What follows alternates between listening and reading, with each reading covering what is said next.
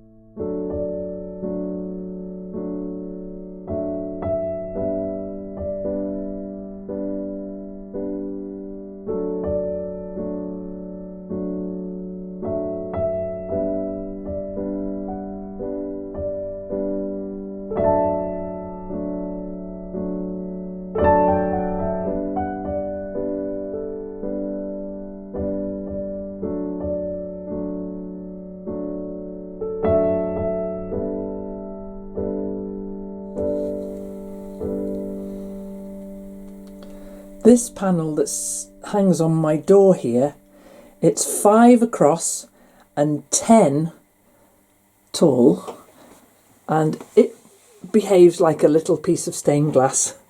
And if you look, it's all sorts of very beautiful prints that a friend of mine gave me. She gave me a little stack and she said, I don't know what I'd ever do with these, would I like them? And so it was very kind of her. So I made them into this 10 by 5 wall hanging, window hanging, and it sits on my glass door here. So I think you could showcase any fabric like this, and when the light shines through it, you get this beautiful stained glass effect. Now, of course, none of the edges are finished neatly. I like the frayed edges. I like the fact that sometimes the squares aren't even the same size. It's fine, I don't mind that at all. If we get nice and close in, you can see the hand stitching around each of these, and the fact that they are a little bit funky. And you know something, funky is what I love. So the Liberty ones then, they're pretty, just a little 9 patch hanging in your window. I made some extras and I've put them over in the shop if you want to pop across and have a look. So thanks for watching. I'll catch you next time.